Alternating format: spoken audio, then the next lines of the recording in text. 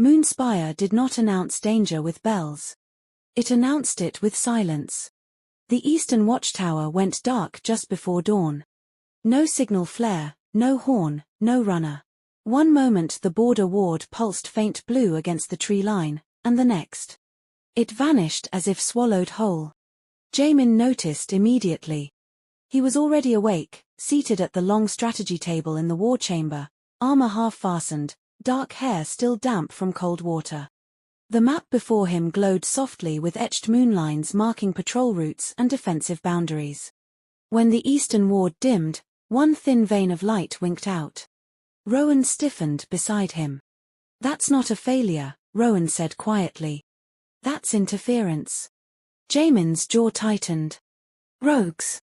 Organized ones," Rian added from across the table. He hadn't looked up from sharpening his blade, but his voice was certain. "Wild rogues don't touch wards. They trip them." Jaemin straightened, fastening the final clasp at his forearm. "Sound the inner circle." Quietly. No alarms. No spectacle. This was not a raid. This was a test. Minutes later, the council chamber doors sealed shut with a low, resonant thud. Blue flame flared in the braziers, illuminating Alpha Daesung at the head of the room, Elder Maeve to his right, and the inner command to his left. Lyria stood near the far wall. She had not been summoned formally. She had been included, which was not the same thing. Jaemin felt her presence before he looked at her. Not because of scent or sound, but because the room felt off. As if a variable had been introduced into a closed system. Daesung wasted no time. The eastern border was probed before dawn, the Alpha said. No casualties. No contact. No trace left behind. Maeve's lavender gaze flicked briefly to Lyria, then away. Which means this was never about damage. It was reconnaissance, Jaemin said flatly. Daesung inclined his head. And reconnaissance demands a response. The Alpha turned his gaze not to Jaemin but to Lyria. You observed the rogues at the border after the last incursion, Daesung said. You noticed patterns others missed. The room went still. Lyria did not step forward. She simply met the Alpha's gaze. They moved like they were waiting for instructions, she said. Not reacting. Listening. A murmur rippled through the chamber. Jaemin did not react outwardly, but his attention sharpened despite himself. Daesung studied her for a long moment. Then you will accompany the hunt. Silence hit like a dropped blade. Jaemin turned sharply. No. Every head snapped toward him. Daesung's expression did not change. This is not a discussion. She is not trained for active patrol, Jaemin said. And if this is a true hunt, then she will learn what Moonspire faces, Daesung cut in. Or she will fail. Either outcome is informative. The implication was clear. Disposable. Acceptable. Jaemin's fingers curled slowly at his side. Elder Maeve spoke before he could. The hunt is not punishment, Daesung. No, the Alpha agreed. It is evaluation. Maeve's gaze sharpened. Of whom? That earned a pause. Then Daesung looked at his son. Of you both. The words settled heavy and deliberate. Jaemin exhaled through his nose, controlled. If she goes, she follows my command. Without exception. Lyria's brow lifted slightly, but she said nothing. So ordered, Daesung replied. You leave before sunset. You will track, not engage unless necessary. Bring back information, not bodies. He turned away, the matter closed. As the chamber began to empty, Lyria remained where she was. Jaemin waited until the doors sealed again before turning to face her. This is not a favor, he said coldly. You will not improvise. You will not act on instinct. You will not interfere. Her gaze held steady. Then you shouldn't have brought me. Something sharp flickered in his eyes. I didn't, he replied. You were assigned. Then you don't get to control what I notice. Silence stretched between them, tight, coiled. Rowan cleared his throat softly from the doorway. We move in 1 hour. Jaemin didn't look away from her. Gear up. Stay visible. Stay close. And if I don't? Lyria asked quietly. His voice dropped. Then you make yourself a liability. She nodded once. Understood. They turned away from each other at the same time. Neither of them noticed it, but beneath skin and discipline, something ancient stirred. Nyx woke fully for the first time since arriving at Moonspire. And somewhere far beyond the border wards, something intelligent shifted its attention. The hunt had begun. They left Moonspire as the sun dipped low, the sky bruised purple and silver behind the jagged spires of the capital. No banners. No witnesses. Just shadows slipping into the trees. Jaemin led the formation without ceremony. Dark armor, weapons muted, posture rigid with command. Rowan took the rearguard, Rian the flank. The warriors moved like they'd done this 100 times before. Silent, efficient, lethal. Lyria walked where Jaemin told her to walk. Close enough to see his back. Far enough to be reminded it was deliberate. The Moonspine forest welcomed no one. Mist clung low to the ground, cool and damp, curling around boots and roots like grasping fingers. Bioluminescent flowers pulsed faintly beneath the canopy, casting ghostlight across twisted trunks and ancient stone markers half buried in moss. Nyx stirred restlessly beneath Lyria's skin. Old ground, her lichen murmured. Listening ground. Jaemin felt it too. He didn't acknowledge it aloud, but Rakan pressed hard beneath his control. Alert, pacing, irritated by the unfamiliar hum in the air. The forest wasn't hostile. It was aware.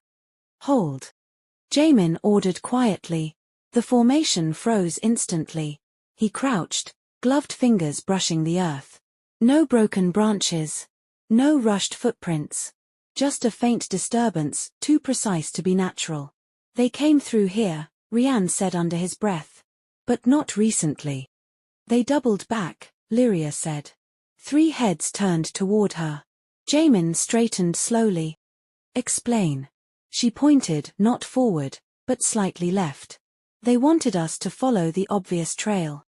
The real movement cut across the ravine. Wind shifts there. Covers scent. Rowan's brows lifted. You tracked that without shifting? I listened, she replied simply. Jaemin studied her, irritation flickering into something sharper. Focus. Rian, he said.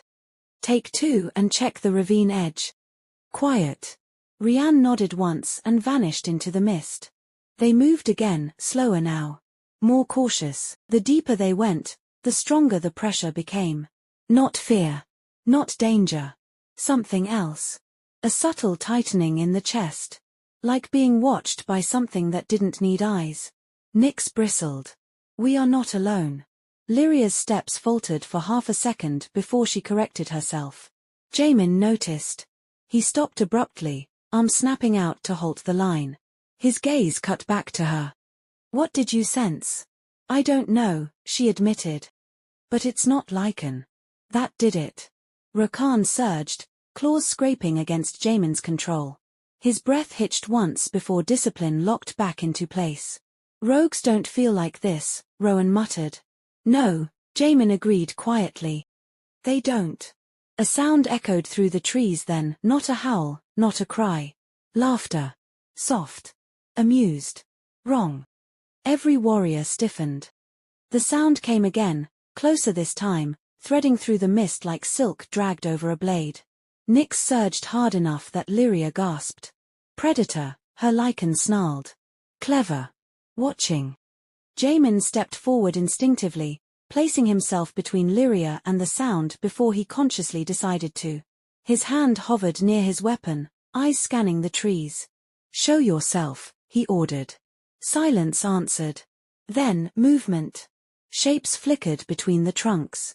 Rogues, yes. But not attacking. They watched. Circled.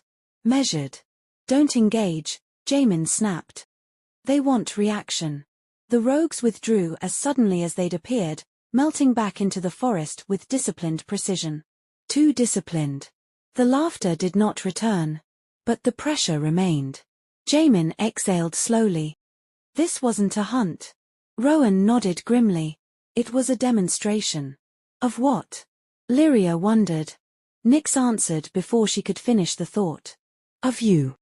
They turned back toward Moonspire under a rising moon, the forest unusually quiet in their wake. No bodies. No victory. Just certainty. Someone out there now knew how Moonspire responded. And worse. They knew who mattered. Jaemin didn't look at Lyria on the return. But he adjusted the formation so she was never unguarded. He told himself it was strategy. Nyx knew better. They were halfway back to Moonspire when the forest changed. Not abruptly. Not violently. It simply exhaled. The bioluminescent flowers dimmed to a dull glow. The mist thinned, drifting upward instead of clinging to the ground. Even the night insects fell quiet, their constant chorus cutting off one by one until the silence pressed heavy and intentional. Jaemin slowed his pace. Rowan felt it immediately. His hand lifted in a subtle signal, tightening the formation without a word.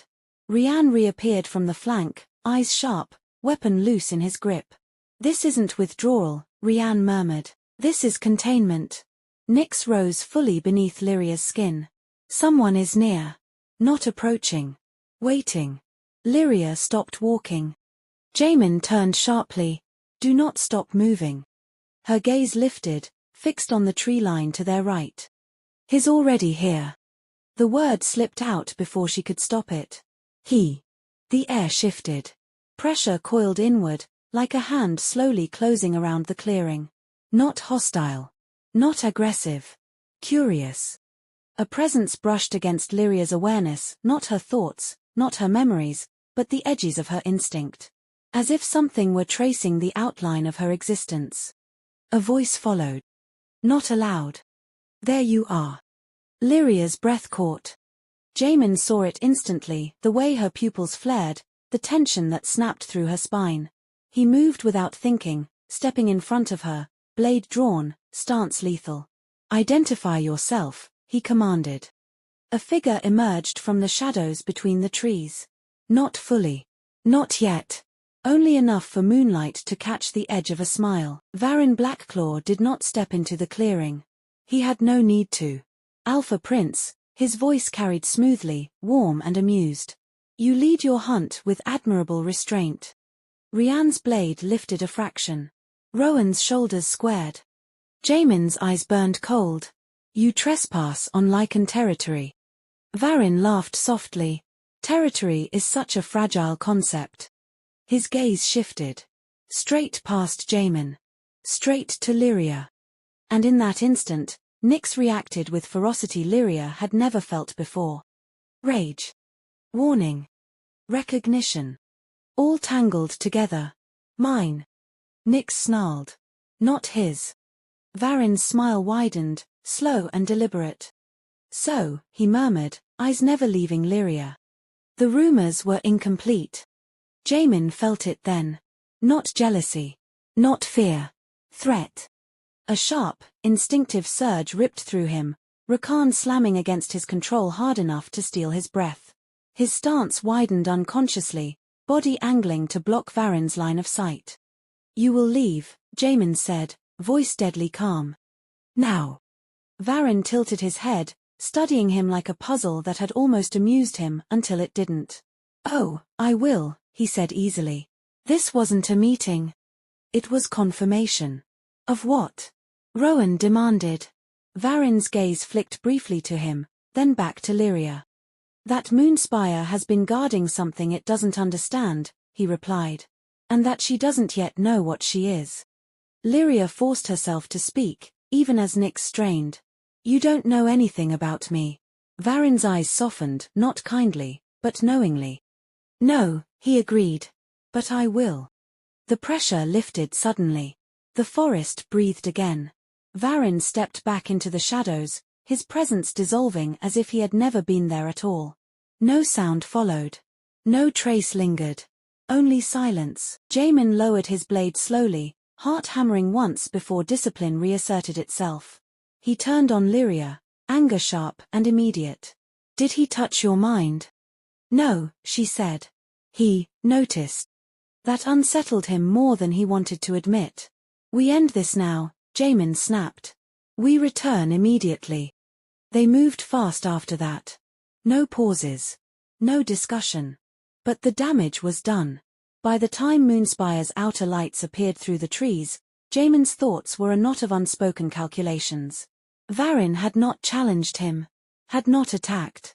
Had not threatened Moonspire directly. He had come for one reason only. And Jaemin hated how clearly he understood it. When they passed beneath the warded gates, Jaemin finally spoke, quiet, controlled, unmistakable. You will not walk the outer corridors alone, he said. Not at night. Not until I say otherwise. Lyria looked at him, something unreadable in her expression. That wasn't an order. No, he agreed. It was a warning. They parted without another word. Jaemin told himself it was strategy. That Varin was a variable to be neutralized. That Lyria was simply too valuable a target to leave unguarded. Moonspire received them in silence. The outer gates sealed behind the patrol with a low, reverent hum as the wards re-engaged, pale blue light threading back into the stone like veins refilling with blood. No cheers greeted them. No questions. Word had already traveled ahead of them, quiet and efficient. The hunt had returned intact. That alone unsettled people. Jaemin dismissed the warriors with clipped efficiency, assigning debriefs and rotations before anyone could linger. Rowan and Rianne peeled off to handle reports and perimeter adjustments. No one argued. The tension clinging to the patrol was too sharp to test. Lyria turned toward the west wing without waiting for instruction. Jaemin noticed. He did not stop her. That, too, did not go unnoticed. But later, alone in his chambers, long after the city slept, Rakan paced restlessly beneath his skin. And Jaemin stared at the ceiling, replaying the moment Varin had looked past him. And decided, without admitting it to himself, that no one would ever do that again. Elder Maeve waited for Lyria just inside the arched passage leading to the inner gardens.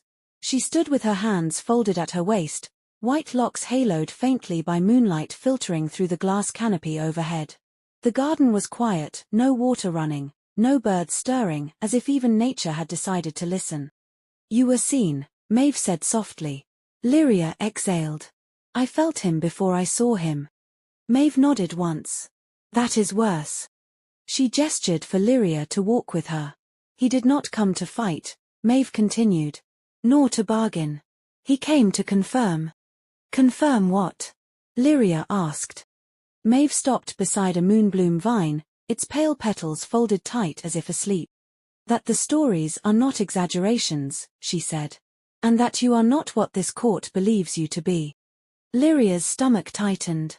Then what am I? Maeve's gaze lifted to the sky, where the moon hovered just past full. You are early, she said quietly. And Moonspire does not like being surprised. Lyria frowned. You're not telling me everything. No, Maeve agreed gently. Not yet. She turned back to Lyria, eyes sharp beneath the softness. But hear me clearly, child. What you felt tonight was not curiosity alone. It was recognition. Lyria stiffened. From him? From the old magic, Maeve corrected. And it does not announce itself without reason. She stepped closer, lowering her voice. You are not unsafe because you are weak. You are unsafe because others will decide what you are worth. Maeve placed a steadying hand briefly over Lyria's heart. Do not let them decide alone. Then she stepped back, the moment closed. Go, she said. Rest. You will feel watched tonight, even behind stone. Lyria didn't argue. She already did. By morning, Moonspire had adjusted the story. Officially. The hunt was a success. The eastern border had been secured. Rogue movement had been discouraged. Patrol routes were reinforced. The report circulated through the palace in neat, bloodless language that revealed nothing and concealed everything. No mention was made of laughter in the forest. No mention of a presence that did not belong to Lycan territory. No mention of who that presence had watched. The court liked its truths filtered. By the time the sun crested the silver spires of Moonspire, the narrative had settled into something safe enough to repeat aloud. But Moonspire did not run on official stories alone. It ran on observation. In the training yards, warriors slowed their drills just enough to talk. She walked with them, one murmured as steel met steel. "Not behind," another replied. "I heard she spotted the false trail." And the Alpha Prince listened. That last part carried weight. Jaemin did not miss it. He stood at the edge of the yard, hands clasped behind his back, storm-grey eyes scanning posture, form, discipline. On the surface, he was evaluating readiness. In truth, he was cataloguing attention. Too many glances angled toward the west wing. Too many pauses when Lyria crossed open spaces. Too many looks that lingered a heartbeat longer than propriety allowed. She had not bowed in the corridor. She had not failed on the hunt. And she had returned under Jaemin's command. That combination unsettled people. Rank was supposed to explain behavior. Lyria disrupted that equation simply by existing. Across the palace, the Omegas felt the shift first. In the kitchens, voices dropped lower than usual. They didn't send her away, one whispered, hands trembling slightly as she kneaded dough. They didn't punish her either, another replied. "That's worse," a third murmured. "It means they're watching." Marisol said nothing at first. She stood near the prep tables, folding cloth with careful precision, eyes lowered. But her attention was sharp, tuned to tone rather than words. She noticed who spoke with fear, who spoke with awe, and who said nothing at all. "She came back alive," Marisol said finally, softly. The others went quiet. "She walked past the inner gates like she belonged there," Marisol continued, heart hammering as she spoke. "Like she wasn't, less." No one contradicted her. Because they had seen it too. In the high residence wing, the tone was colder. Sharper. More deliberate. Noble Lycan families gathered behind closed doors, voices clipped and controlled. "This is becoming disruptive," one woman said, pacing near a moonlit window. "She refuses protocol," another replied. "That alone warrants correction." "And yet she was placed under the Alpha Prince's authority," a third observed. "Which means discipline now carries implications." That was the problem. Discipline was supposed to reinforce hierarchy. But if punishment came through Jaemin, then every response became a reflection of him. "She complicates Mina's position," someone said quietly. The room stilled. "She does not threaten Mina," another snapped. "She is an exile." An older Lycan leaned back slowly, eyes narrowing. Exiles do not return from live hunts with the Alpha Prince intact. No one argued that. Mina did not attend those conversations. She did not need to. By mid-morning, she stood at the edge of the throne hall, immaculate in pale lunar silk, posture flawless, expression composed.